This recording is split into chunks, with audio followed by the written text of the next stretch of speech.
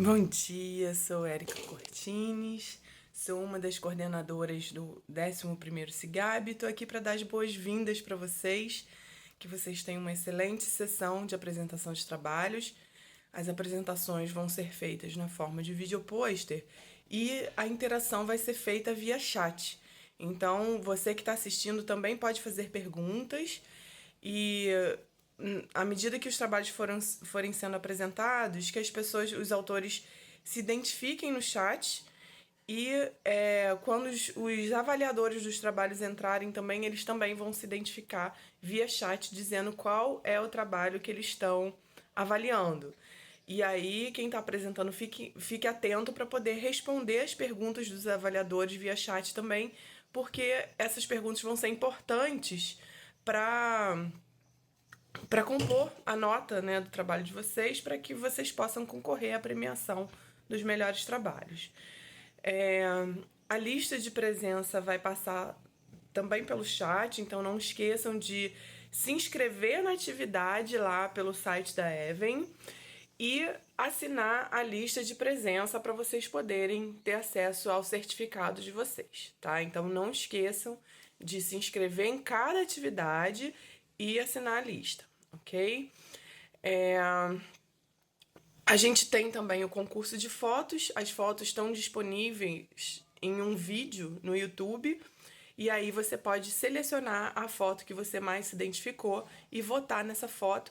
É importante que vocês usem o número de inscrição de vocês. Esse número vocês vão acessar também via site da Even, né? Quando você vai lá clicar em comprovante de inscrição, esse número vai estar disponível lá para vocês. Então é importante vocês saberem o número de inscrição para poder votar na foto e para poder colocar também no formulário da lista de presença. Então, desejo a todos uma excelente sessão de pôsteres e a gente se vê logo mais, né, na próxima palestra. Olá, bom dia! Bem-vindos novamente ao 11º CIGAB. Agora estamos iniciando a terceira sessão de vídeo pôster e é muito importante a sua participação. Não percam a oportunidade de entrar em contato com pessoas que trabalham na mesma área que vocês. Não percam a oportunidade de vocês poderem trocar experiências, porque essa sessão de vídeo pôster, e na verdade todas as sessões de vídeo pôster, são muito importantes para o aprendizado de vocês, né? Porque vocês podem conhecer pessoas que trabalham na mesma área de vocês. Então, não deixem de trocar mensagens, não deixem de fazer perguntas. É muito importante esse momento para vocês, né? E quem sabe no futuro vocês podem fazer um trabalho com uma pessoa que vocês nunca imaginariam que estariam conhecendo, né? Então, esse é um momento muito importante na vivência de vocês, né? Na vivência profissional de cada um de vocês. Ainda mais que esse é o último ano que o evento é online. Ano que vem o nosso evento vai voltar a ser presencial novamente. Então, se vocês quiserem, se vocês tiverem oportunidade, venham conhecer o Instituto Três Rios e vivenciar o nosso evento de forma presencial. Tá legal? Bom, eu tenho 3 avisos para vocês. O primeiro aviso é sobre as avaliações. Então, os avaliadores estão fazendo perguntas através do chat. Então, quando o trabalho de vocês iniciar, é importante que os autores falem, escrevam que estão presentes na sala, né, através do chat, e os avaliadores irão fazer as perguntas através do chat. Tá legal? Através dessa avaliação, né, a gente vai conhecer amanhã, né, no encerramento, os melhores trabalhos que serão então premiados.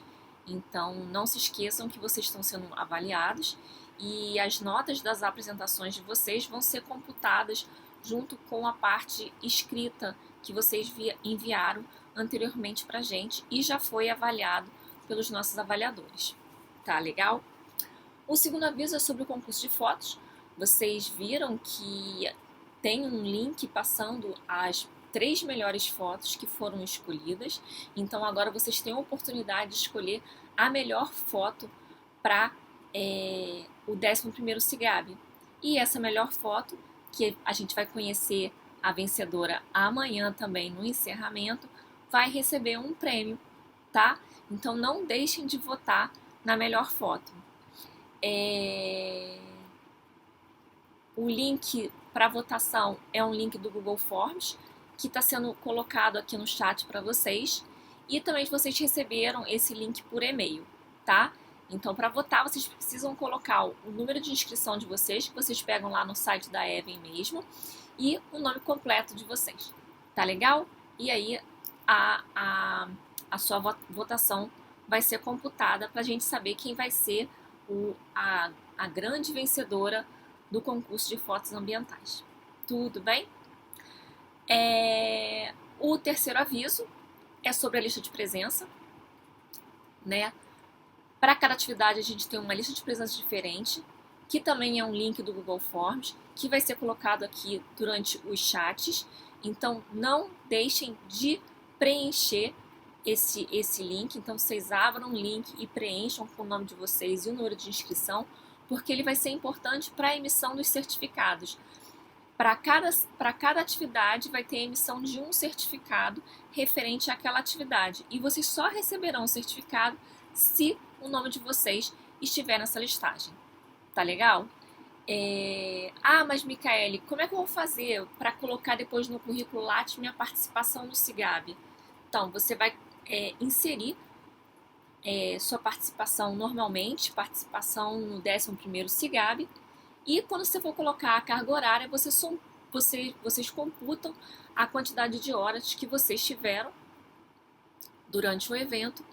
E se tiver que apresentar esse certificado para alguma seleção, para alguma atividade, é só vocês colocarem todos os certificados juntos e falarem que é de uma única atividade. Tá legal, gente?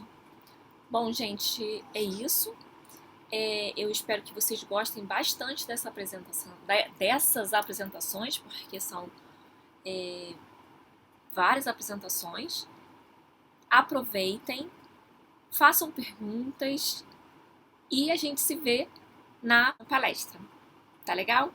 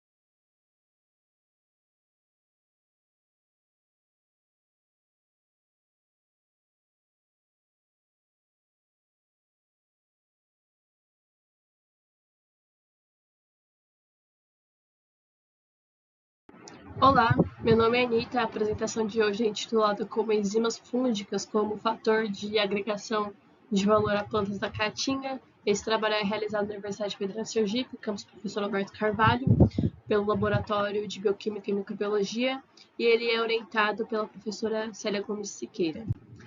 Os fungos, eles são extremamente importantes na degradação, sendo os principais agentes nesta função, no qual eles degradam compostos orgânicos.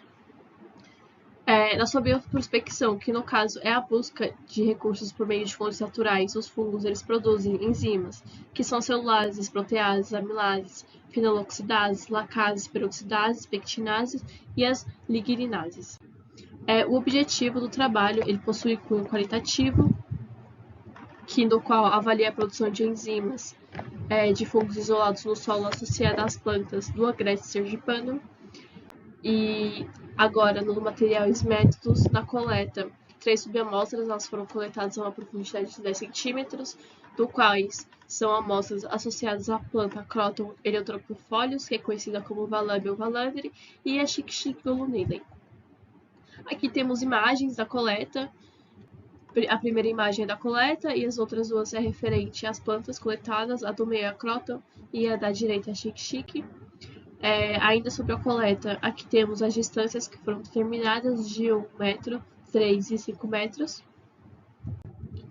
E agora, no isolamento, as amostras elas foram homogeneizadas, peneiradas e diluídas 10 vezes em água destilada.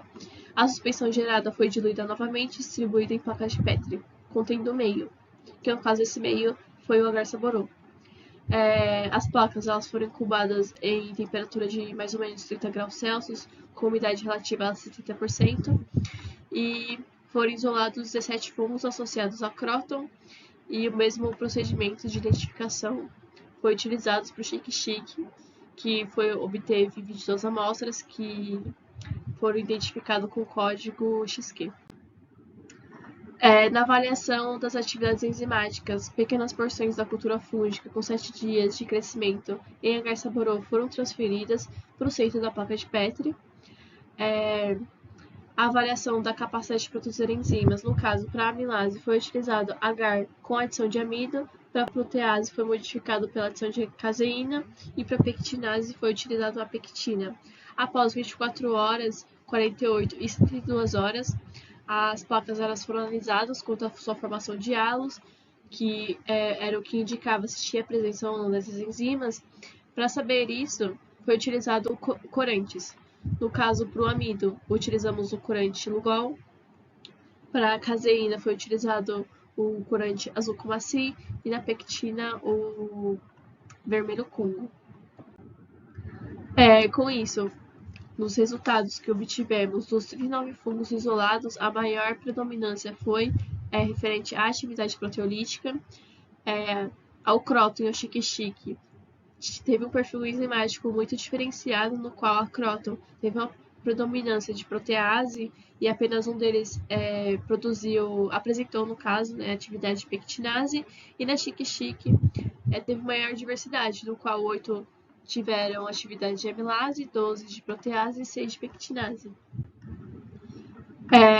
Isso é concluído assim que a vegetação da caatinga ela influencia na biodiversidade microbiológica do solo, o que é necessário que se mantenha no bioma, porque mantendo o bioma tem uma agregação do valor biotecnológico, que as plantas características desse bioma elas assumem um papel importante para a obtenção de produtos biotecnológicos de origem vegetal e microbiana, o que gera uma agregação no seu valor. Porque, por exemplo, a amilase ela é muito utilizada na indústria têxtil e de alimentos, sendo também a que é mais importada, no caso, pelo Brasil. A protease ela é muito utilizada na panificação e na indústria de bebidas. E a pectinase ela é bem utilizada na indústria dos sucos, porque com a sua adição gera um rendimento maior dos sucos. Com isso, o trabalho ele ainda está em andamento, ainda não foi finalizado. Com os resultados atuais, é conclusivo o potencial dos fungos isolados do bioma da caatinga para a produção de enzimas. Eu agradeço a atenção. O trabalho está sendo desenvolvido com o apoio da Fundação de Apoio à Pesquisa e Inovação Tecnológica do Estado de Sergipe, que é a FAPTEC. Aqui estão as referências. Obrigada. Hoje eu irei apresentar o trabalho intitulado Germinação e Multiplicação in vitro de flavonina.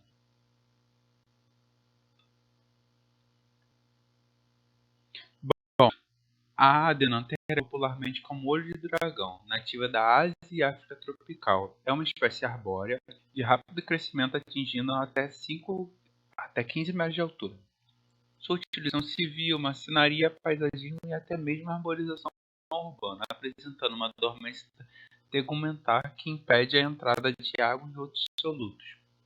Desta forma, tem uma necessidade de protocolos mais eficientes para a produção de mudas da espécie. De maneira, a micropropagação surge como uma ferramenta para aumentar a propagação vegetativa da espécie e de muitas outras, no qual são vários fatores que influenciam o desenvolvimento in vitro, como reguladores de crescimento, aditivos como carvão, métodos de infestação e quebra de dormência da espécie. Nesse contexto, o objetivo do trabalho foi avaliar tempos de imersão em ácido sulfúrico na desinfestação e superação da dormência da espécie, e carvão ativado, e bem como os hormônios BAP e ANA na modificação in vitro da espécie. Então foram testados 2 tempos, 5 e 15 minutos de imersão. Posteriormente foi feita uma lavagem em água destilada e autoclavada. A vegetação e as sementes foram inoculadas em frascos contendo 30 ml em meio de cultura ml. Foram inoculadas 3 sementes por frasco. Em 2 tratamentos de 19 repetições, mantido em cultura com temperatura de 25 mais 2 graus Celsius e fotoperíodo de 16 horas. Após 30 dias, foi avaliada a taxa de contaminação e germinação. Para o BAP, foram utilizados planos germinados in vitro com fonte de explantes, no qual o segmento nodal de 2 a 3 cm, inoculados individualmente em frascos contendo 30 ml de meio de cultura. Testou-se 1 mg de BAP mais meio de ANA e 2 mg de BAP mais meio de ANA.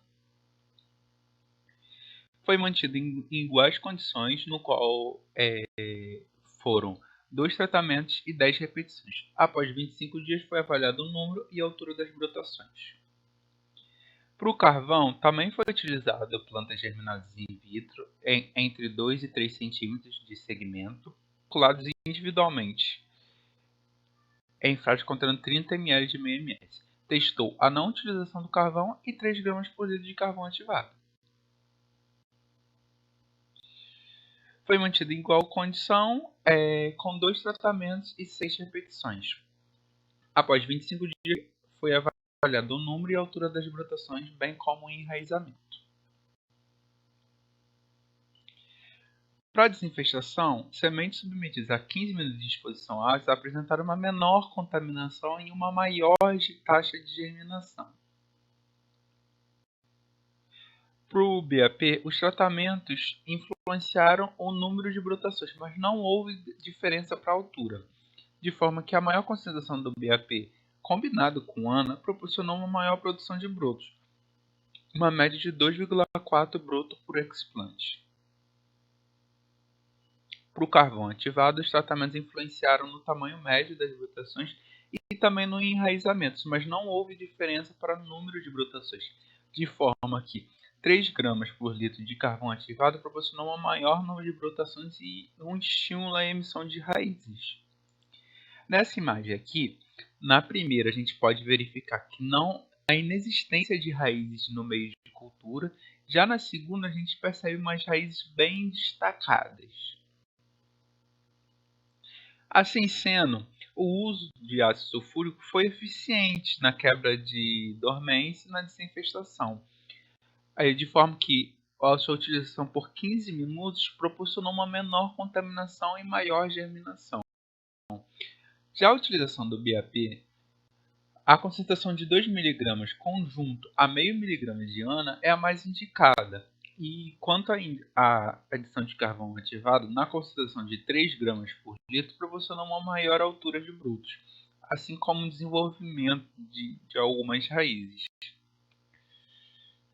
Eu agradeço a todos que ficaram até aqui. Muito obrigado. Tchau, tchau.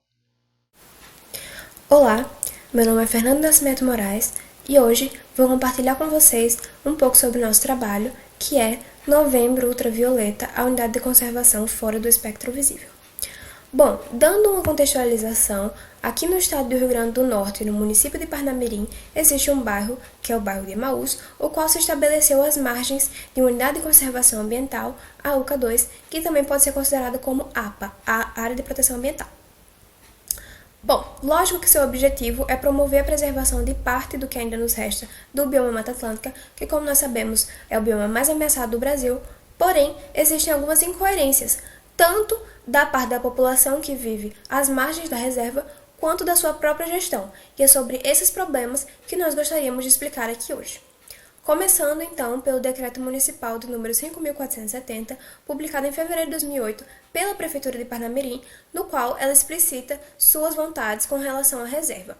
Nesse decreto, nós conseguimos observar, por exemplo, que a UCA é dividida em algumas zonas e que essa zona 4, que seria essa zona aqui, que nós estimamos que abrange cerca de 21% da área total da reserva, foi completamente desmatada, visando a urbanização. Além disso, essa subzona, que é a subzona 5B, foi completamente destinada à confecção de espaços de convívio humano, como bosques e parques. A partir daí, nós já conseguimos observar certas incoerências e, pior, certas oposições à lei de número 11.428, que é a lei que trata do bioma Mata Atlântica, na qual, por exemplo, no artigo 10, eles salientam para a tomada de iniciativas para reflorestamento, o que não acontece dentro da UCA, porque a Zona 4 foi completamente desmatada e eles esperam que continue dessa forma.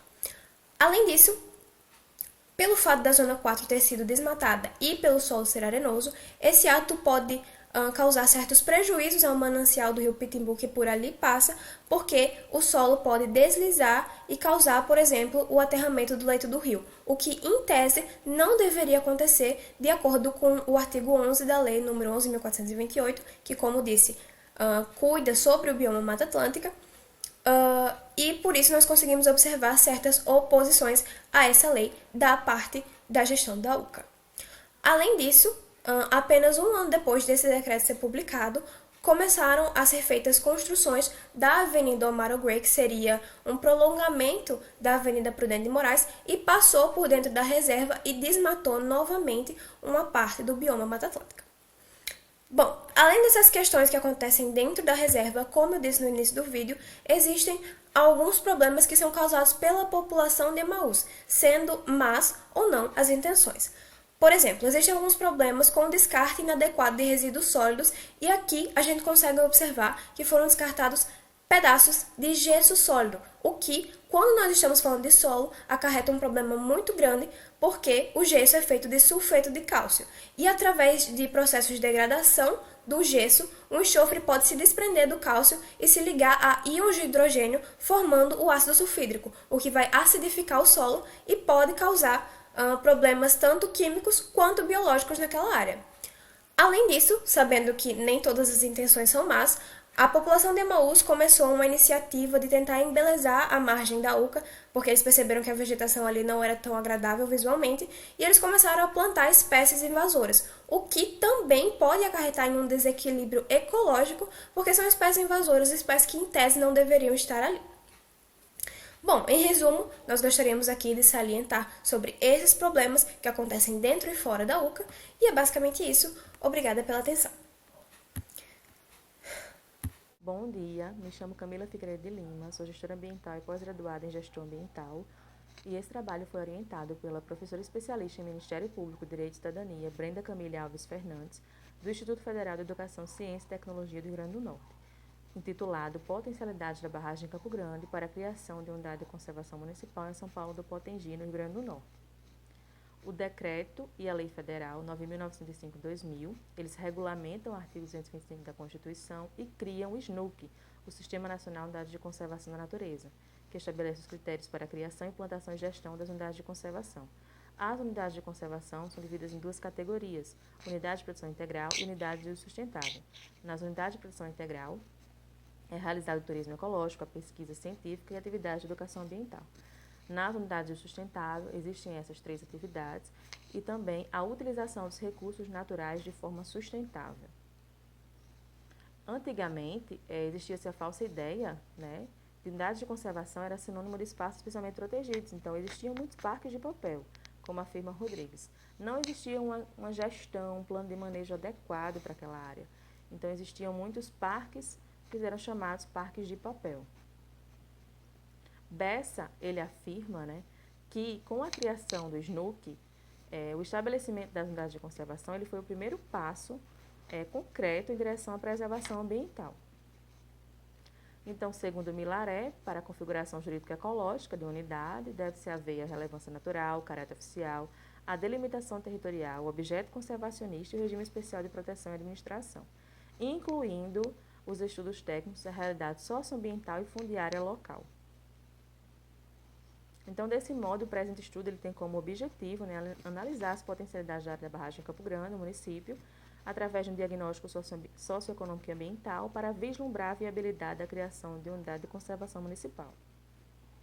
Aqui nós temos a lista dos decretos das unidades de conservação criadas no estado do Rio Grande do Norte. São 10 unidades de conservação municipais, 7 de proteção integral e 3 de uso sustentável. Então, a área analisada está parte em zona urbana, parte em zona rural da barragem Campo Grande, no município de São Paulo, Potengi. São desenvolvidas atividades de pesca, cultivo de hortaliças, turismo, lazer, uso industrial e agrícola da água. E o rio Potengi é um dos mais relevantes corpos hídricos do estado do Rio Grande do Norte. Não existe bacia de comitê de bacias, ele está inserido na bacia hidrográfica do Potengi. Não tem comitê de bacias e isso tem afetado ao longo do percurso do rio, a área. Então, a criação da unidade de conservação ela visa restringir essas ações antrópicas, no qual sofre com problemas como a pesca predatória e clandestina, as queimadas, o lançamento de efluentes, a disposição inadequada desses resíduos, o assoreamento e a ocupação irregular que ocasiona a degradação ambiental local. Então, a coleta de informações foi realizada a visita técnica, no período de 11 de julho a 1º de agosto de 2022, para analisar as potencialidades socioeconômicas e ambientais. E também a coleta de informações in loco na coluna dos pescadores e na cooperativa de agricultura familiar e economia solidária. Quanto aos aspectos econômicos, foi visto que existe uma renda relevante quanto à atividade pesqueira no município e também a questão do cultivo, do plantio de hortaliças, frutas no entorno da barragem Campo Grande. Então, existe um lucro e uma renda que geram para o município. Aqui nós temos as imagens da visita na coluna dos pescadores, a associação, o levantamento socioeconômico e o cultivo de hortaliças às margens da barragem Campo Grande. Quanto aos aspectos ambientais, né, existem inúmeros aspectos ambientais, como o lançamento de efluentes, disposição de resíduos, queimadas, construções irregulares. Entretanto, existe a questão do potencial turístico, como a questão de trilhas ecológicas e o turismo ecológico. Então, essa pesquisa ela demonstra a importância de indícios de viabilidade, né, para a criação da unidade de conservação. É uma área relevante, de fundamental importância para a região, e ela pode ser enquadrada como área de proteção ambiental APA Campo Grande, que seria de uso sustentável, justamente por existir a associação da coluna dos pescadores, a questão da cooperativa. Então, existe um desenvolvimento que pode ser sustentável para o município e que são importantes para a região, promovendo a política ambiental que vai visar esse desenvolvimento sustentável no aproveitamento das potencialidades locais em busca da melhoria da qualidade de vida da população. Obrigada. Olá, meu nome é Sérgio Barruca, eu sou aluno da UFRJ no programa de pós-graduação em Práticas em Desenvolvimento Sustentável. E hoje estou aqui para falar um pouco do meu trabalho que aborda o tema de conservação da Mata Atlântica. Antes de mais nada, eu gostaria de agradecer à comissão organizadora do simpósio pelo espaço concedido, especialmente a Micaele, que vem desenvolvendo esse trabalho junto comigo como orientadora. Esse trabalho aborda especificamente os aspectos da caracterização da flora nativa e métricas de paisagem do município de Itaguaí, no estado do Rio de Janeiro. É um trabalho que não encontra-se 100% concluído, portanto hoje serão apontados os dados preliminares desse estudo. Eu acho muito pertinente falar sobre Mata Atlântica num simpósio de gestão ambiental e biodiversidade, porque a gente sabe que esse bioma concentra uma riqueza de espécies muito expressiva, né, o hotspot da biodiversidade, e por isso tem uma relevância ecológica muito grande, né, além da relevância por conta dos seus serviços ecossistêmicos, né, a relevância para a economia, para a área da saúde. Então é muito importante esses esforços que tendem a conservar esse bioma, né, seja através de diretrizes de uso do solo, políticas públicas, para que haja um desenvolvimento urbano e uma produção agropecuária conciliada com a proteção da Mata Atlântica. né, dada a importância desse bioma para um meio ambiente ecologicamente equilibrado. Então, ao mesmo tempo que é um bioma muito importante, também é um bioma muito ameaçado e muito vulnerável. Mais de 70% dos brasileiros vivem em região de Mata Atlântica. E, obviamente, quem destrói um bioma, uma floresta, é o ser humano. Então, isso acaba tornando a Mata Atlântica mais vulnerável à fragmentação e ao desmatamento. O objetivo geral desse trabalho é discutir a conservação, as ameaças e as características da Mata Atlântica Itaguaí, né, através da avaliação do uso e ocupação da terra e de dados de coleções botânicas de herbários virtuais.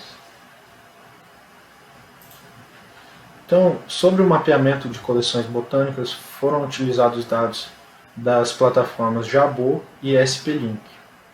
Os dados foram baixados aplicando-se o filtro de pesquisa conforme a área objeto de estudo, no caso o município de Itaguaí. E após isso, os dados foram planilhados no Excel, segregando os dados potenciais para esse estudo, né? No caso, os dados que fossem possíveis de atribuir uma localização ou que tivessem coordenadas geográficas associadas a ele, e também os dados que possuíam identificação da espécie, não eram todos. A partir desse filtro, os dados foram submetidos à avaliação de risco de extinção, utilizando a lista vermelha da IUCN, a extensão de ocorrência e a área de ocupação usando o GeoCat, o georreferenciamento das coleções através do software de geoprocessamento QGIS, e utilizando ainda para mapeamento, né, a confecção dos mapas cartográficos, alguns dados secundários do SOS, da ONG SOS Mata Atlântica e do IBGE. Para as análises de métrica de paisagem, foram utilizados dados do Map Biomas, mais especificamente as cartas de uso e ocupação da terra, disponível em formato TIFF no banco de dados do Google Earth Engine.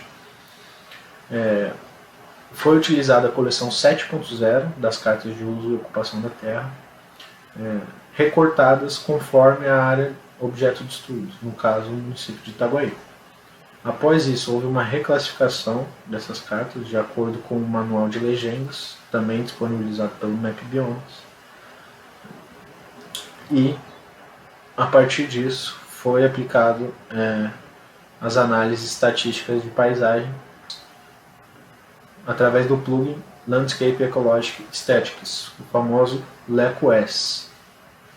Então, partindo para os resultados, a gente começa com essa tabela aqui, que é uma tabela com as espécies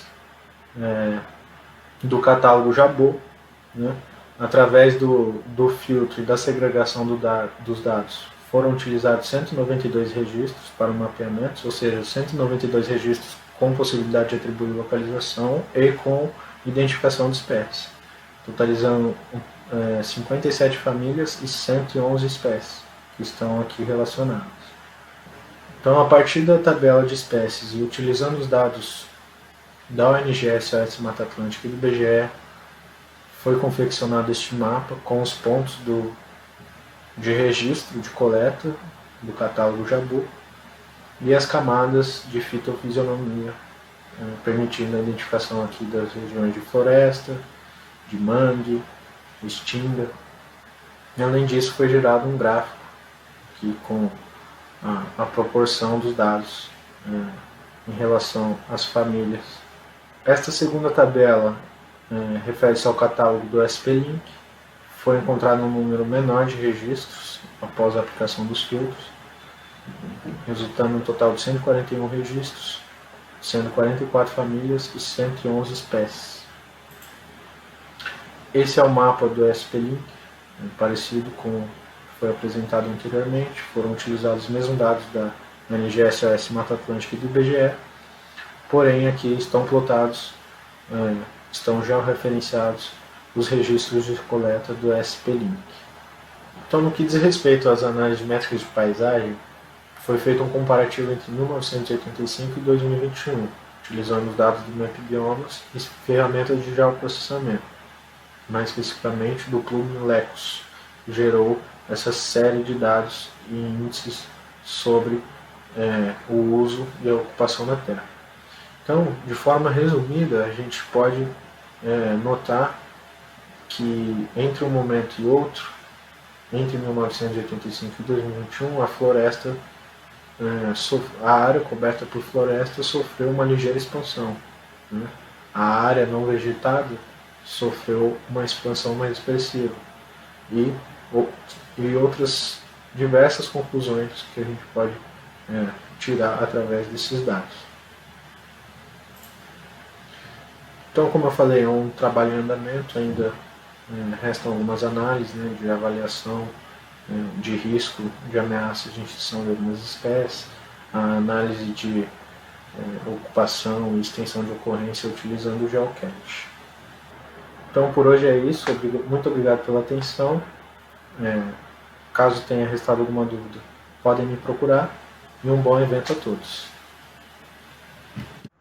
Olá pessoal, tudo bem com vocês? Meu nome é Dalton Nasser Muhammad Zeidan. Eu venho apresentar para vocês o trabalho intitulado Levantamento Florístico com 2 métodos diferentes em área verde urbana em Maringá, Paraná.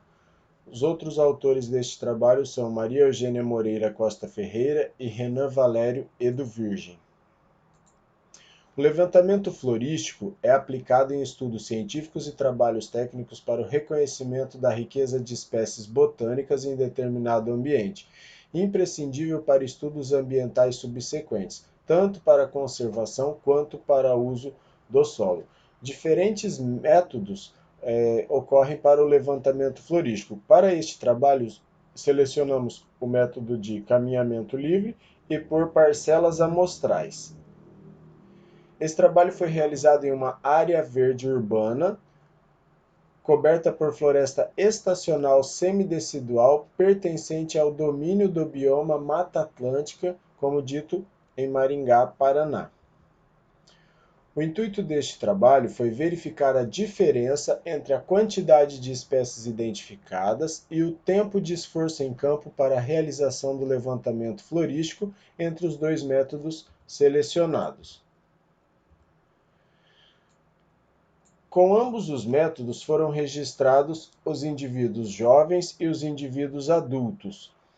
Os indivíduos jovens foram considerados os espécimes com mais de 1 metro de altura e perímetro na altura do peito inferior a 15 centímetros. Já os indivíduos adultos foram considerados os que tinham perímetro na altura do peito maior ou igual que 15 centímetros. Isso das espécies arbóreas, tanto nativas quanto exóticas. Todas essas avaliações foram realizadas em dias distintos, tanto para os métodos quanto para os componentes das espécies arbóreas verificados. Foram realizados em dias distintos e foram percorridos por 2 pessoas. A identificação botânica foi realizada por meio de observação de caracteres vegetativos, certo? Então, daí com o uso de chave de identificação baseada em caracteres vegetativos para a identificação das espécies. Para o registro de localização de espécime representante de cada espécie identificada, foi utilizado no caminhamento livre o GPS, modelo Garmin H72, já para as parcelas, no método de parcelas amostrais, esse registro foi feito em croquis quadriculados. Aqui a gente consegue ter uma noção da distribuição das parcelas na área de estudo. São parcelas quadradas de 10 por 10, ao todo 10 parcelas, totalizando 1.000 metros quadrados avaliados. Aqui a gente consegue ver as porções realizadas de caminhamento livre na área de estudo. Uma primeira porção voltada aqui para o estacionamento do shopping, uma segunda porção aqui voltada para a Avenida Colombo e uma terceira porção no interior da área de estudo, numa trilha pré-existente. Quanto aos resultados, no método de caminhamento livre foram percorridos 855 metros em 6 horas, isso em cada componente, e foram observadas 52 espécies arbóreas entre os indivíduos jovens e 48 entre os indivíduos adultos. No método de parcelas fixas, foram observados 647 indivíduos jovens e identificadas 45 espécies. Entre os indivíduos adultos foram observados 138 e identificadas 32 espécies, com um esforço de 8 horas para cada grupo, para cada componente. O caminhamento livre possibilitou a identificação de mais espécies em menos tempo e, por sua vez, obteve-se maior riqueza de espécies junto ao componente jovem do que do adulto. Tá? E os dois métodos dessa forma foram complementares e possibilitaram a identificação de espécies menos abundantes e restritas a certos locais da área de estudo. A identificação botânica por caracteres vegetativos dos espécimes condiz com a intenção de redução de tempo e custo em campo em estudos de levantamento florístico. E o maior número de espécies identificadas no componente jovem da área de estudo exprime regeneração e enriquecimento de espécies na área de estudo. Obrigado e agradecemos também o apoio da CAPES. Olá, uma boa tarde a todos.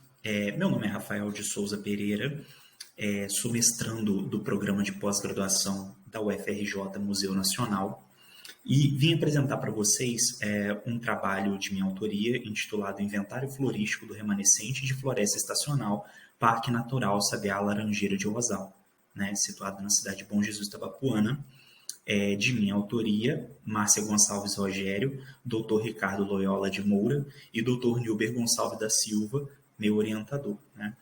E a primeira pergunta a se fazer é o porquê que nós fazemos inventários florísticos.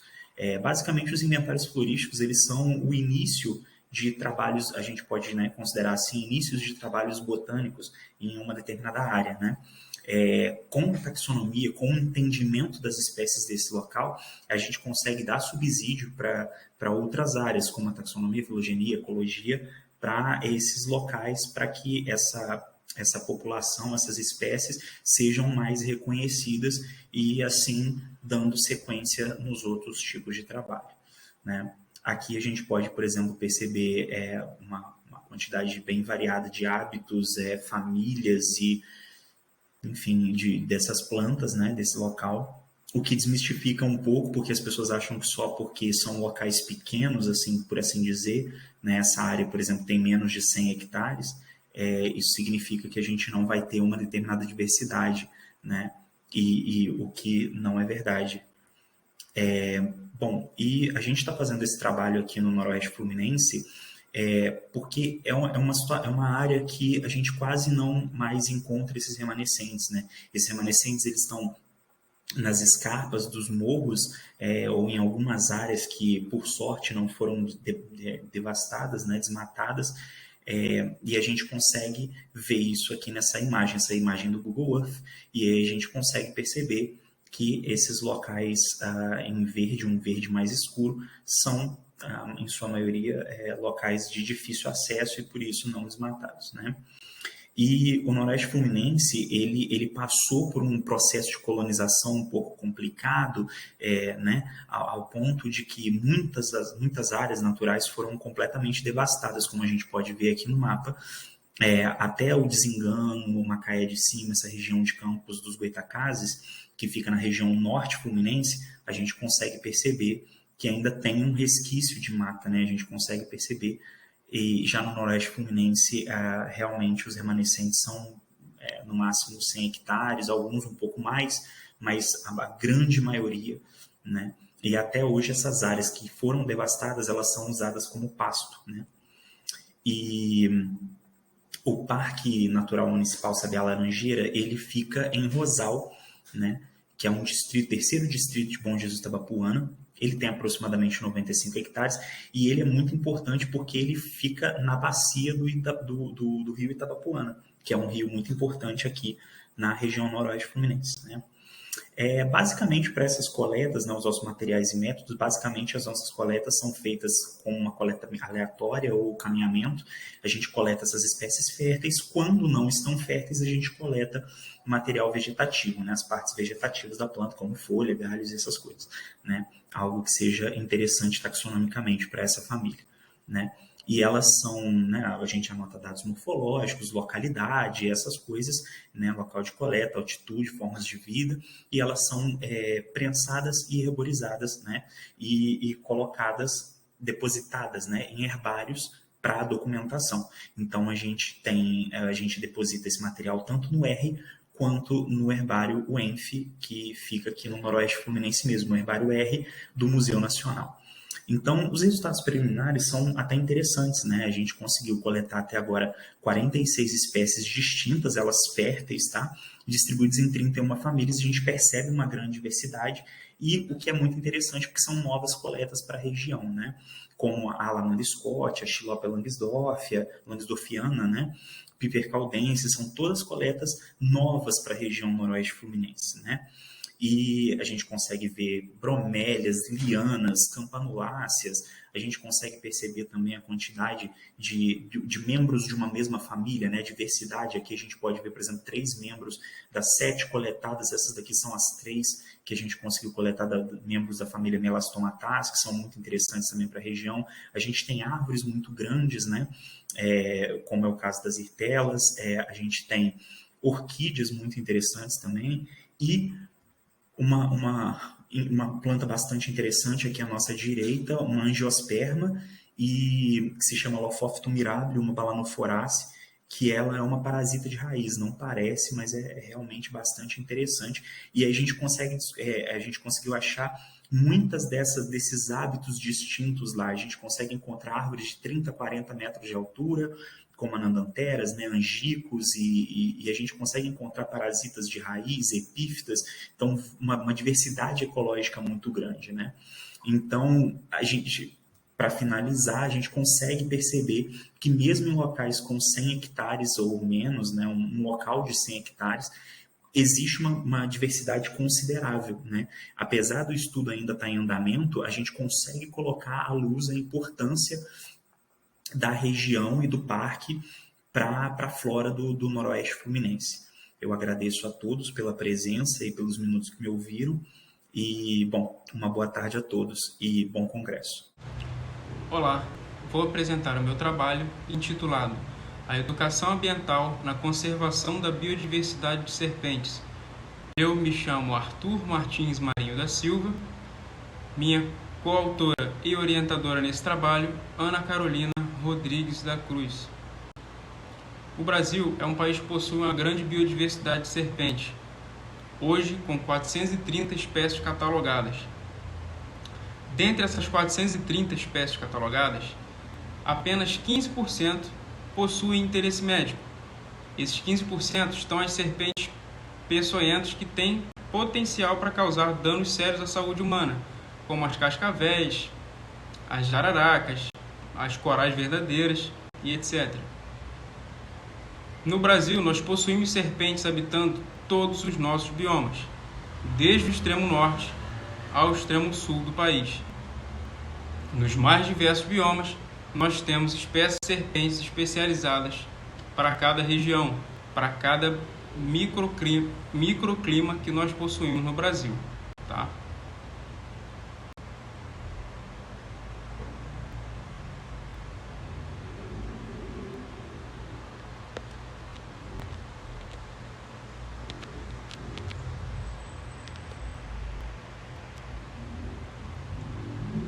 As serpentes são seres cercados de mitos e lendas. Na porção oriental do globo, estes animais representam divindades, seres sábios e inteligentes. Já na porção ocidental, onde está localizado o Brasil, esses animais já representam a presença do mal, a chegada do pecado na Terra por meio de Adão e Eva, por exemplo, animais malignos, a presença do próprio mal, em resumo, de uma forma geral. Muito se deve também à forte influência do cristianismo nessa porção do globo.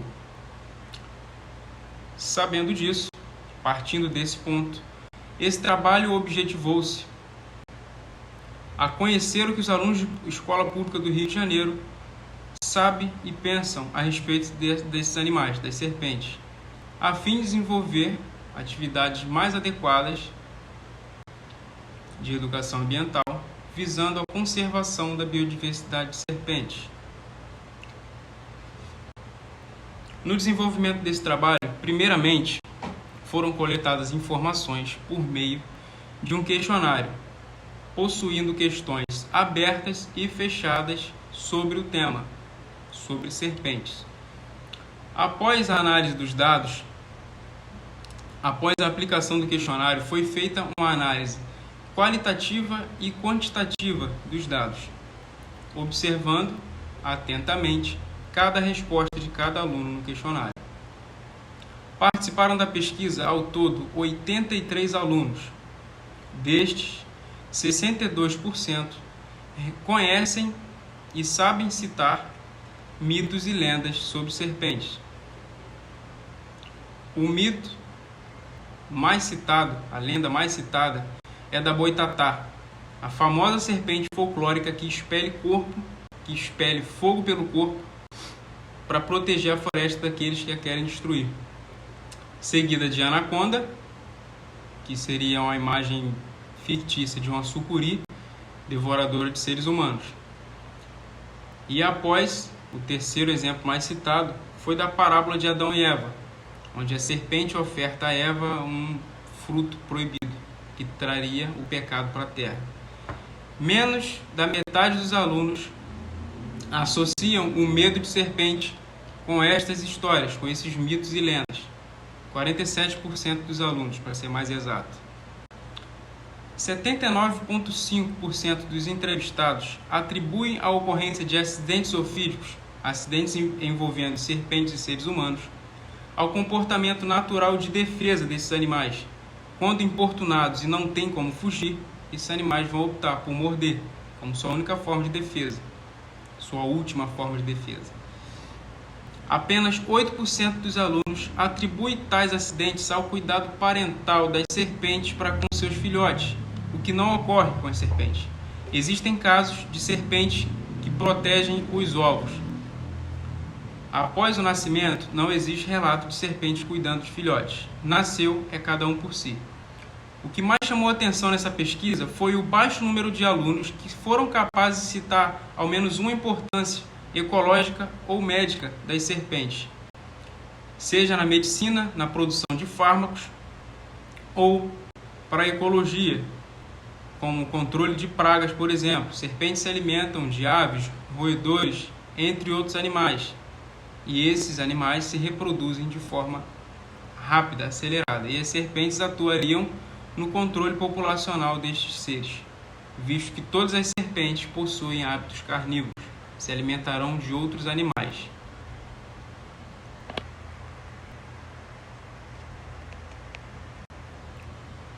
Com isso, de acordo com os resultados apresentados e obtidos por essa pesquisa, conclui-se que se faz necessário o desenvolvimento de mais atividades de educação ambiental voltadas especificamente para esse tema, a conservação de serpentes, visando a sensibilização e a conscientização da população como um todo, atingindo todas as faixas etárias. Gostaria de agradecer à organização do evento pela oportunidade, a minha co-orientadora, Ana Carolina, à UERJ, a minha universidade, e ao Laboratório de Herpetologia da Universidade Rural, do qual sou aluno. Olá, meu nome é Lailina Mauro, vou apresentar o trabalho sobre análise dos registros de queimadas no Centro-Sul Fluminense para o ano de 2017, juntamente com os autores Pedro Siqueira Georgino, Francismar Mamed Mendes, Maria Eduarda de Souza do Nascimento Pires, Ana Beatriz de Jesus Silva, Marcela Guedes Ferreira e Silva, Fernanda Cássia Andrade Valadares, Vinícius Lemos Vilela, Wagner Rodrigues dos Santos e Olga Vinimar Gomes. Bom, a introdução do nosso trabalho é sobre as origens das queimadas, efeito das queimadas no meio ambiente e os meses com maiores e menores índices de incêndios. Os materiais e métodos utilizados foram os livros de registros do Corpo de Bombeiros Militar do Estado do Rio de Janeiro, do ano de 2017. Os casos de incêndio compreendem as regiões de Três Rios, Paraíba do Sul e Levi Gasparian. Os dados foram recolhidos através de denúncias feitas para o Corpo de Bombeiros Militar do Estado do Rio de Janeiro. Bom, como resultados, nós analisamos 214 casos de incêndios ao longo de todo o ano de 2017, sendo que os meses de julho, agosto e setembro concentraram 71% de todas as ocorrências. O mês de setembro do ano de 2017 teve a maior quantidade de casos. Foram registrados 64 eventos, enquanto os meses com menor ocorrência foram janeiro e dezembro, apenas com um evento em cada um desses meses. A grande maioria dos eventos registrados ocorreram durante o dia, sendo que foram 140 eventos, e 74 dos eventos de queimadas ocorreram durante a noite. Bom, como resultado, nós vimos que o hábito das queimadas ocorre principalmente em 3 rios, onde foram registrados 75% dos casos, seguido de Paraíba do Sul, que se seguiu com apenas 19% dos casos. Bom, nós concluímos que Três Rios é, então, a cidade com mais registros de incêndios na região, sendo que setembro é o mês com maior ocorrência desse evento e dezembro e janeiro, como eu disse anteriormente, são os meses com menores ocorrências. Olá, pessoal. Meu nome é Fernando Amaro Pessoa. Venho apresentar o trabalho elaborado junto com o professor Bruno César dos Santos, intitulado Quem tem limite é município e bacia hidrográfica. Os caminhos da travessia da Serra dos Órgãos. É uma pesquisa realizada no Parque Nacional da Serra dos Órgãos, um dos parques nacionais mais antigos do país, mais visitados e pesquisados, e, especificamente, na travessia da Serra dos Órgãos, a famosa travessia Petrópolis-Teresópolis, um dos símbolos do montanhismo nacional e representativa do território, né, dessa unidade de conservação. Bom, daí a pesquisa realizada nela. A pesquisa, ela parte de algumas questões. Por exemplo, quais são os municípios inseridos no percurso da travessia da Serra dos Órgãos? Quais são as regiões e bacias hidrográficas inseridas nesse percurso? Em uma escala de maior detalhe, onde estão localizados seus principais cumes com altitude acima de 2.000 metros, como Açu, Morro da Lua, Pedra do Sino, Mirantes, Cruzeiro e Portais de Hércules, e estruturas de uso público, abrigos de montanha do Açu e do Sino, suas respectivas áreas de acampamento. São questões que comumente aparecem aí nos diálogos que nós participamos. Então, o trabalho é tentar responder essas questões. Com material e métodos, identificação dos limites municipais a partir do IBGE, os limites das bacias hidrográficas a partir do Atlas da região hidrográfica 4 do Piabanha e da região hidrográfica 5 da Baía de Guanabara, e informações sobre o percurso obtido a partir do aplicativo Wikiloc. Resultados de discussão. Bom, aqui é a localização do Parnaso no estado do Rio de Janeiro, e aqui é a localização da travessia no Parnaso, né, onde é possível perceber que ela passa por todos os 4 municípios, Petrópolis, Magé, Guapimirim e Teresópolis.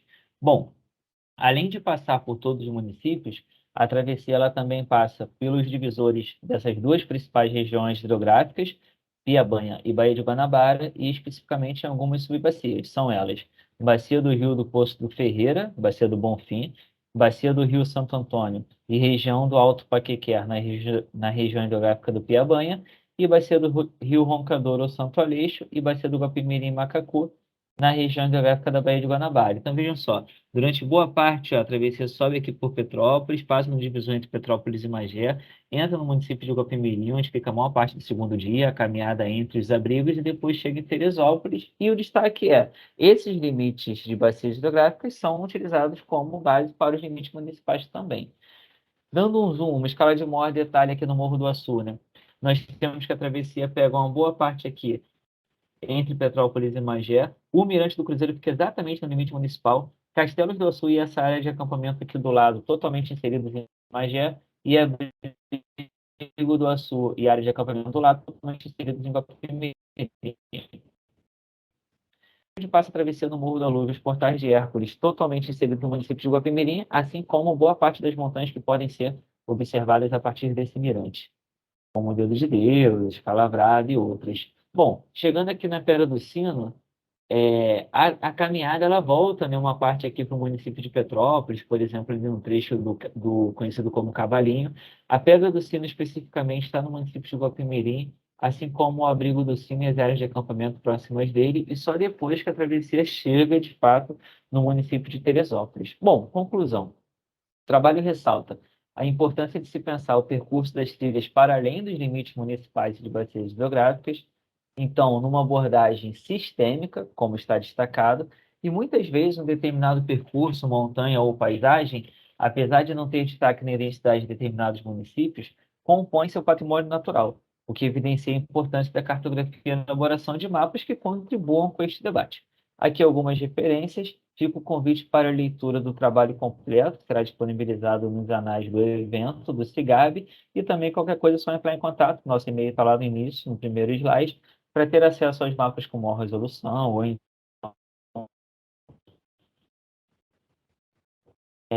troca de ideias.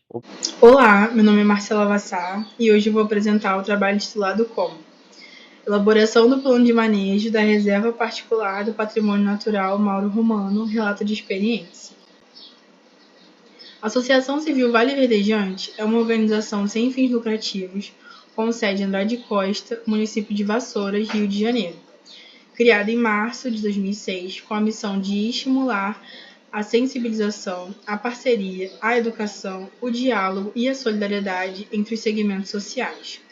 Em 2020, foi criada a RPPN Mauro Romano, com o propósito de assegurar a proteção ambiental, visto que uma unidade de conservação da natureza é considerada relevante para o alcance do desenvolvimento sustentável, sendo útil para a proteção de recursos naturais, resguarda paisagens com rara beleza cênica e mantém a biodiversidade nativa, além de fomentar o turismo ecológico e promover a melhoria da qualidade de vida da população.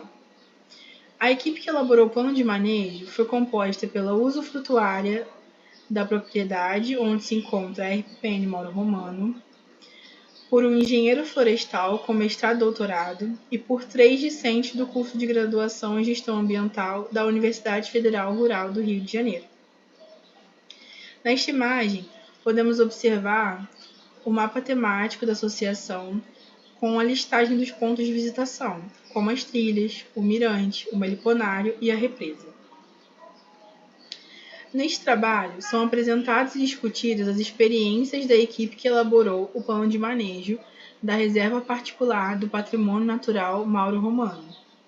O presente trabalho se trata de um relato de experiência, ocorrendo uma reflexão acerca do processo de elaboração do plano de manejo da RPPN Mauro Romano, onde os participantes da equipe que preparou o plano de manejo apresentam e discutem os aspectos relevantes do processo de confecção do documento. Para a elaboração do plano de manejo, foi realizada uma revisão bibliográfica visando obter informações sobre a área da RPPN e seu entorno. Trabalhos de campo também ocorreram, sendo essenciais para o aprimoramento do documento. Para orientar a preparação do plano de manejo, a equipe decidiu utilizar o Roteiro Metodológico Estadual para Plano de Manejo de RPPN do INEA. Porém, também foi útil conhecer o Roteiro Metodológico para elaboração de plano de manejo para reservas particulares do patrimônio natural federais do ICMBio, pois apresenta conhecimento que pode melhor direcionar e facilitar a condução dos trabalhos de confecção do plano de manejo. Para o adequado manejo da RPPN, foram propostos programas de administração, proteção e fiscalização, pesquisa científica e monitoramento, sustentabilidade econômica, comunicação e visitação, além de projetos específicos, cada um com atividades voltadas para que a RPPN alcance seus objetivos. A primeira imagem é o dia da entrega do plano de manejo à Secretaria de Meio Ambiente de Vassouras e a segunda imagem é a capa do plano de manejo. O presente relato de experiência demonstra que é possível elaborar um plano de manejo de qualidade em relativamente curto prazo e baixo custo, principalmente para unidades de conservação de pequeno tamanho, como a RPPN Mauro Romano. Com planejamento, organização e usando tecnologias gratuitas e informações disponíveis em websites institucionais e trabalhos científicos, é possível criar documentos que podem nortear a implementação de estratégias voltadas para a preservação e conservação da qualidade ambiental e dos recursos naturais. Essas foram as referências bibliográficas que utilizamos para a confecção do trabalho. Obrigada. Bom dia, meu nome é Fernando Carrido da Silva e meu trabalho é subsídios à proposta de linhas diretrizes para o desenvolvimento do uso público em uma área protegida. O uso público de unidades de conservação objetiva a visitação desses espaços com finalidades distintas. São elas de lazer, de pesquisa e pedagógica, envolvendo educação e interpretação ambiental. Essas atividades são fundamentais para a conservação desses espaços, com benefícios sociais, pessoais e ambientais. O objetivo geral desse trabalho foi propor linhas diretrizes para o desenvolvimento do uso público do Parque Marcelo de Ipanema, Jardim Guanabara, Ilha do Governador, Rio de Janeiro. A inauguração da unidade data de 1995, com uma extensão aproximada de 3 hectares. A unidade é elencada como unidade de conservação no Guia do IBAMA de 1998. Para coleta e tratamento dos dados, foi utilizada a observação direta de novembro de 2020 a abril de 2022. Foram utilizadas também outras pesquisas, monografias, teses, artigos para a realização do trabalho. Além disso, os métodos foram tratados de forma quantitativa e qualitativa. Devido à constatação de problemas no ordenamento e fiscalização do uso público no Parque Marcelo de Ipanema, foi possível inferir a necessidade de realização de linhas diretrizes para o uso público no espaço. Para isso, foi utilizado o documento de orientações metodológicas para a elaboração de planos de uso público realizado pelo ICMBio em 2020. Para isso, foi necessário realizar 4 etapas propostas no documento. São elas a análise preliminar, onde foi feita a vocação para visitação diversificada e as oportunidades e desafios da unidade. Na etapa 2, foi realizado o diagnóstico do uso público, onde aconteceu a caracterização geral do espaço e dos visitantes, e nessa etapa foram realizadas as ferramentas propostas no documento, como o índice de atratividade turística e o rol de oportunidades de visitação em unidades de conservação. A etapa 3 consiste na oficina de planejamento e a 4, a consolidação do documento e aprovação, que não foram realizadas nesse trabalho, devido ao seu caráter participativo. Pela localização turística da unidade, há uma alta visitação no espaço. E a situação turística e de conservação do espaço é considerada ruim, à medida que não atende às demandas de visitação e não apresenta nenhum tipo de controle da mesma. Foram observadas diversas inconformidades no Parque Marcelo de Ipanema, com o acúmulo de lixo, os resíduos que chegam da Baía de Guanabara, a falta de ordenamento e fiscalização do uso público no espaço e a perda da consciência histórica e importância do local.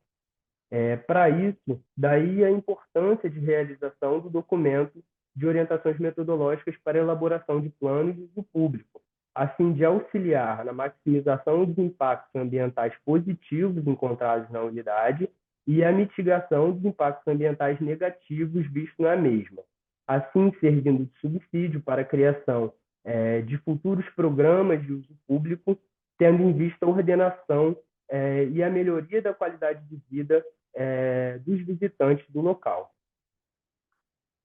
Essas são algumas das referências utilizadas no trabalho e obrigado. Saudações, meu nome é Josivan da Silva Costa e apresentarei o trabalho intitulado Qualidade da Água para Consumo na Região Norte do Brasil. O trabalho foi desenvolvido pela aluna Evanilena Pelaz Lima, do curso de Ciências Naturais da Universidade do Estado do Amapá, UEAP, sob minha orientação e com a participação dos colaboradores Rian da Silva Ramos e Karina da Silva Lopes Costa, ambos também da UEAP. A água é um recurso natural e essencial para a vida. Quando essa frase é mencionada, não diz respeito somente aos seres humanos, mas pode ser vista de uma forma muito mais abrangente, em que todos os seres vivos estão inseridos. A água tratada é um dos principais fatores para uma boa qualidade de vida e saúde. O consumo de água que não seja tratada pode ter como consequência a transmissão de doenças, uma vez que o controle de micro-organismos existentes não é feito. Nas estações de tratamento de água, são seguidos padrões de qualidade para que o tratamento da água seja eficiente, e esses padrões são definidos pela resolução CONAMA 357. Em relação ao saneamento básico, a região norte ainda está distante da realidade nacional. A região apresenta somente cerca de 57,5% de cobertura, enquanto a média nacional é de cerca de 83,7%. Esses são dados do SNIS, que é o Sistema Nacional de Informação sobre Saneamento. O principal objetivo desse trabalho foi realizar um levantamento bibliográfico sobre a qualidade da água distribuída pelas estações de tratamento de água para a população em estados da região norte do Brasil. Materiais e métodos. O método utilizado aqui foi o levantamento bibliográfico sobre a qualidade físico-química e microbiológica da água para consumo na região norte do Brasil. E os parâmetros discutidos foram pH, turbidez, oxigênio dissolvido e coliformes termos tolerantes. Resultados e discussão. Aqui nós iremos analisar a qualidade da água na região norte, em função de 7 estudos realizados em 7 cidades dos 7 estados da região norte. Aqui apresentamos a empresa e a cidade em que foi realizado o estudo, o ano, quantidade de pontos, pH, unidade nefelométrica de turbidez, coliformes termos tolerantes, O2 e os autores que realizaram esses estudos. Para o parâmetro pH, destacamos aqui Depasa, na cidade de Cruzeiro do Sul, no Acre, Cozampa, na cidade de Bragança, no Pará, Cozama, em Benjamin Constant, no Amazonas, em que todos os pontos apresentaram alteração para pH. Também destaque para Saneatins, na cidade de Paraíso, no Tocantins, em que todos os pontos estiveram dentro dos padrões. Para a unidade nefelométrica de turbidez, importante resultado aqui porque na maioria das cidades não houve alteração. Para Macapá é que houve 5 pontos com alteração, mas em relação ao universo amostral é um dado satisfatório. Para coliformes termos tolerantes, destacamos aqui Depasa em Cruzeiro do Sul e Caerd em Ariquemes, em que não houve alteração. Saneatins também em Paraíso do Tocantins, em que não houve alteração. E também destacamos aqui Cozampa em Bragança e Cozama em Benjamin Constant, em que a maioria dos pontos tiveram alteração. Para o parâmetro O2, apenas a cidade de Macapá houve análise, e dessa quantidade amostral de 24 pontos, 16 mostraram-se fora dos padrões. Percebemos aqui significativa alteração na maioria das estações de tratamento. Conclusão. A região norte possui a maior extensão territorial do país. Contudo, está distante da realidade nacional a respeito do saneamento básico, em especial a distribuição de água tratada para a população. De acordo com os resultados aqui discutidos, na maioria dos estados da referida região, a água que chega ao consumidor possui valores de parâmetros físico-químicos e microbiológicos em desacordo com os padrões estabelecidos para a potabilidade de água para o consumo humano. Como consequência, a apresentação de índices fora desses padrões pode ocasionar riscos à saúde dos consumidores. Aqui algumas referências que foram utilizadas nesta apresentação. Assim encerramos. Obrigado. Oi, meu nome é Laís Novelino Nunes de Souza. Eu, junto com Vicente de Paulo Santos de Oliveira e Jader Lugon Júnior e Wagner Rambaldi Teles, fizemos o trabalho intitulado Revisão Sistemática pelo Parsifal das equações e formulações utilizadas no software Moid-Land para a simulação da poluição de recursos hídricos por fertilizantes. Este trabalho foi feito no Instituto Federal Fluminense. Introdução. A agricultura brasileira é uma grande fonte de renda para o país. O Brasil atende uma ampla demanda de exportação e tem um dos mais modernos sistemas agrícolas do mundo. Com a modernização das práticas e o aumento das áreas de plantio, observa-se um crescimento do uso de fertilizantes e de pesticidas químicos, que podem gerar poluição no solo e nos recursos hídricos. Para manter a produção e reduzir o uso de fertilizantes no solo, é possível aplicar técnicas de simulação computacional como auxílio para a tomada de decisão. Tais simulações podem prever o processo de percolação da água no solo, o comportamento dos ciclos de crescimento, o resultado da colheita dos plantios e o transporte de nutrientes. Com o uso desse recurso computacional, é possível criar soluções para reduzir o impacto causado por poluentes e otimizar o uso de fertilizantes. O objetivo deste trabalho foi trazer um mapeamento sistemático que teve como motivação responder à seguinte questão de pesquisa: quais parametrizações são utilizadas nos estudos para simular o crescimento de plantas e o transporte de fertilizantes? Para realizar esta pesquisa, foi utilizada a plataforma online Parsifal, onde a questão de pesquisa era como utilizar o software de modelagem MOIDE para trabalhar o crescimento de plantas e a poluição dos recursos hídricos por fertilizante. Para isso, utilizou-se a string de pesquisa MOIDE, Water, Modeling and Modeling. As bases escolhidas foram o Scopus Web of Science Academic Search Premier, Directory of Open Access Journal, Digital Library e Explorer. Analisando as publicações por ano, pôde-se perceber que em 2016 e 2018 houve um número constante de publicações sobre o tema, e em 2019, no entanto, nenhuma publicação foi encontrada nas bases pesquisadas. A maioria dos estudos localizados apresenta problemas diretos com soluções baseadas em equações diferenciais. Observou-se também que a maioria dos artigos provém das mesmas universidades e alguns autores se repetem, o que demonstra que algumas das pesquisas são extensões das mesmas plantações modeladas no software MOIDE-Land. Nota-se uma grande dominância para o estudo da plantação de milho no que foi encontrado nas buscas. Conclusão. Conclui-se que o MOIDE tem capacidade para simular colheitas. Entretanto, as pesquisas sobre esse tema são muito escassas. Muitas plantações não foram contempladas nos resultados de busca, o que denota a necessidade de desenvolver outros meios de cultura na simulação de crescimento de planta e colheita do programa. Em busca de ampliar os meios de cultura trabalhados no MOIDE, sugere-se adotar plantios característicos de regiões tropicais, como é o caso da agricultura brasileira. Estes saem do enfoque da maioria dos artigos localizados, isto porque, em sua maioria, usam como base o clima do litoral europeu, em particular, o clima português. Muito obrigada. Bom dia, meu nome é Bárbara Pires de Moraes Gomes e o tema do meu trabalho é Gerenciamento de Resíduos de Construção Civil, um estudo de caso no município de Campos do Goytacazes. Ao se tratar de resíduos, a Lei 12.305 da Política Nacional dos Resíduos Sólidos é uma das principais diretrizes existentes.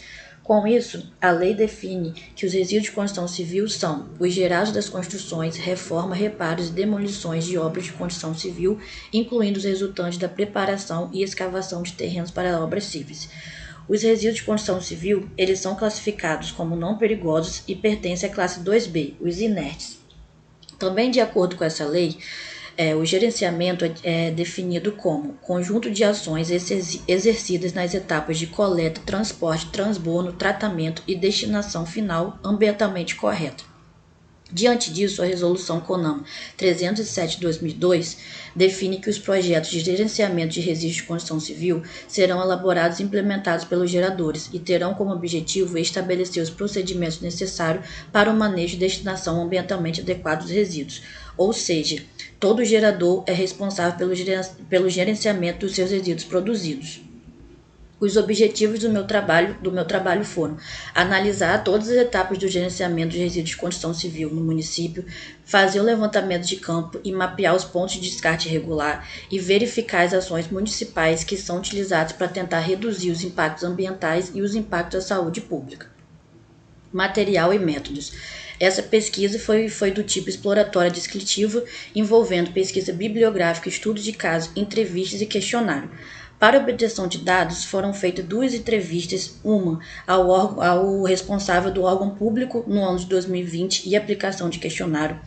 Esse questionário era composto por 10 perguntas e a outra entrevista foi feita para responsável do órgão público nos anos anteriores. E também aplicação de questionário. Resultados preliminares e discussão. Em Campos dos Goytacazes existe o órgão público responsável pelos resíduos, que é a Secretaria Municipal de Serviço Público, e a empresa privada, que é a Vital Engenharia Ambiental, que também é responsável pelo gerenciamento de resíduos. A partir dos dados obtidos, os principais geradores de resíduos de construção civil são as obras residenciais, construtoras e os condomínios. E em Campos é produzido 20 mil toneladas de resíduos de construção civil por mês. Para tentar reduzir os impactos ao meio ambiente e à saúde pública, Campos possui um aterro de inertes e uma usina de beneficiamento de britagem, que faz a reciclagem desses resíduos de construção civil, transformando-os em matéria-prima.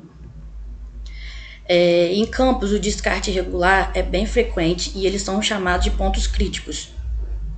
Como já foi dito, todo gerador é responsável pelo gerenciamento dos seus resíduos produzidos.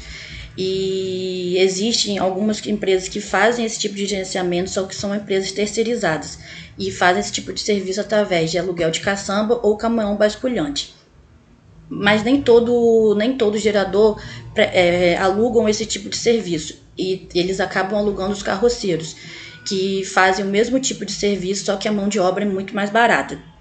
Lembrando que a utilização de tração animal é proibida pela lei estadual, e é uma ação irregular, mas é uma ação bem frequente na cidade. E esses carroceiros, eles acabam fazendo o descarte irregular, que são feitos tecendo baldios em margens de rios, em ruas sem saída, o que aumenta o impacto ambiental e o impacto à saúde pública. Na primeira imagem é a usina de beneficiamento de britagem, a segunda imagem é um descarte irregular, a terceira é a caçamba utilizada para fazer pelas empresas terceirizadas, e a quarta é o uso de tração animal, que é bem recorrente na cidade. A prefeitura, para tentar reduzir esses impactos na cidade, ela conta com as PEVs, que são pontos de entrega voluntária de entulho. Atualmente existem 5 PEVs espalhados pela cidade, de acordo com os endereços que a tabela mostra. Conclusão. Os pontos positivos é que Campos possui um aterro de inertes ou uma usina de beneficiamento de britagem e a implementação e manutenção das PEVs. Os pontos negativos é que não possui um plano municipal de gestão integrada, nenhum projeto contínuo de educação ambiental, falta de conscientização e consentimento dos munícipes responsáveis pelo gerenciamento e o uso de tração animal, que é bastante usado, mesmo sendo ilegal, uma prática muito comum na cidade. Referências e muito obrigada. Olá, meu nome é Matheus Solen e hoje vou apresentar sobre a coinoculação do trigo com Azospirillum brasiliensis, Pseudomonas fluorescens, Bacillus aribatae, circulantes e rainescens, para a redução de adubos nitrogenados como alternativa na agricultura mais sustentável. O presente trabalho teve uma parceria com o grupo Gemicro da UFSC Curitibanos. Com muitos insumos sendo reajustados, pelo equivalente da variação da cotação do dólar,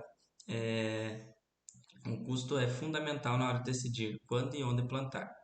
Então, nesse sentido, analisar a relação de troca, o produtor pode ser auxiliado nessa tomada de decisão.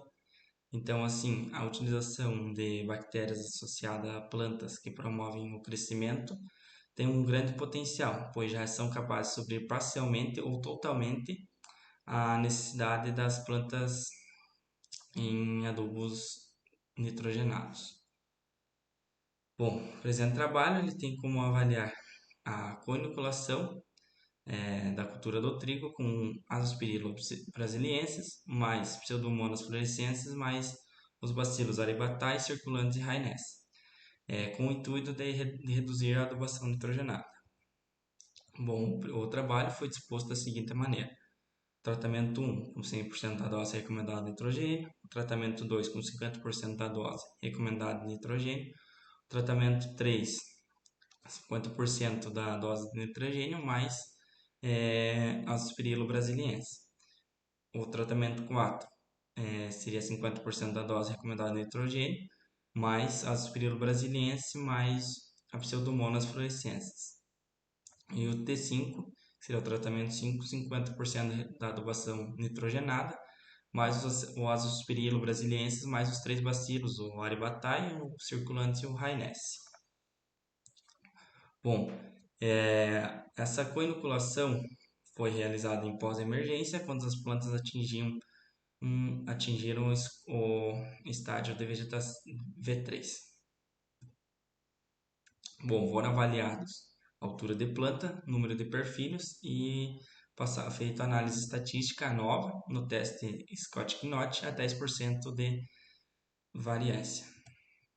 Os resultados: na altura de plantas, T2 e T3 e T1 foram os que não tiveram diferença estatística de 10% de probabilidade, e T4 e T5 foram inferiores aos outros 3. No número de perfilhos por planta, T2 e T3 foram superiores ao T1, T4 e T3, seguindo que não há diferença estatística entre T2 e T3, e há diferença estatística entre T1, T4 e T3 em relação a T2 e T3, com 10% de probabilidade. Então, bom, com isso, podemos nos perceber que há um potencial de aumento de altura e perfilhos.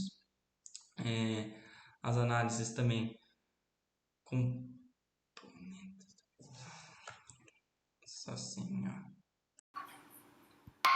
Olá, eu me chamo Tainara e hoje estarei apresentando meu trabalho intitulado como Inoculação na cultura do trigo como uma forma alternativa para a redução da adubação nitrogenada, visando mitigar os impactos ambientais da fertilização.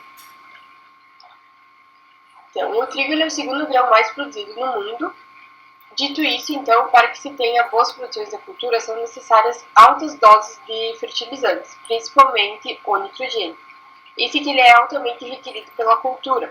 E por consequência dessa alta demanda de fertilizantes, ele não acaba sendo uma alternativa sustentável ao meio ambiente. Dessa forma, então, se faz necessário buscar estratégias para um bom manejo nitrogenado, visando reduzir os impactos ambientais. A reinoculação com Azospirilo brasiliensis pode ser uma alternativa na redução da adubação, esse que é capaz de fixar biologicamente o nitrogênio atmosférico, assim reduzindo os fertilizantes nitrogenados, gerando um menor impacto ambiental.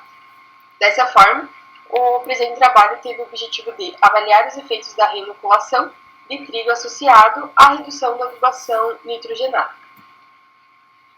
O presente experimento ele foi desenvolvido em parceria da empresa Rizobacter do Brasil, no município de Santa Cecília, Santa Catarina, sendo conduzido em um delineamento de blocos ao acaso, onde foram estabelecidos 4 tratamentos com 5 repetições, então totalizando 20 unidades experimentais. E os tratamentos seguiram com o T1, testemunha com 100% de nitrogênio sem a inoculação, o T2 com 50% de nitrogênio sem a inoculação, o T3 com 50% de nitrogênio mais uma inoculação com Azospirilo brasiliensis, 2 dias após a semeadura, antes da emergência, e o T4 com 50% de nitrogênio mais uma inoculação com Azospirilo brasiliensis, 2 dias após a semeadura, mais uma reinoculação com Azospirilo brasiliensis no perfilhamento, com 34 dias após a semeadura.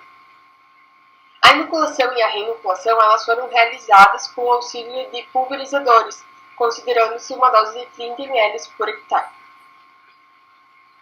Quanto às avaliações, elas ocorreram aos 65 dias após a emergência das plantas, onde realizou-se a avaliação da altura de plantas e número de perfilhos por plantas. Para a altura, foi selecionado aleatoriamente 5 plantas por parcela e, com o auxílio de uma trena, mediu-se a altura das respectivas plantas. Para a contagem do número de perfilhos, seguiu-se o mesmo critério, 5 plantas de cada parcela, das quais foram contadas manualmente. Com os dados obtidos, então, eles foram submetidos à análise de variância simples, havendo diferença significativa entre os tratamentos. As médias elas foram comparadas através do teste de Scott-Knott ao nível de significância de 5% realizados pelo Programa Estatístico CISVA. Quanto às avaliações, a altura de plantas, as médias obtidas, então, elas indicam que os tratamentos T4 e T3 eles foram estatisticamente iguais e superiores ao tratamento T1 e T2, que foram estatisticamente iguais. Os tratamentos T4 foi de 12,12%, superiores ao tratamento T1 e 7,10% ao tratamento T2. O tratamento T3 ele foi de 13,22%, superior ao tratamento T1 e 8,15% ao tratamento T2.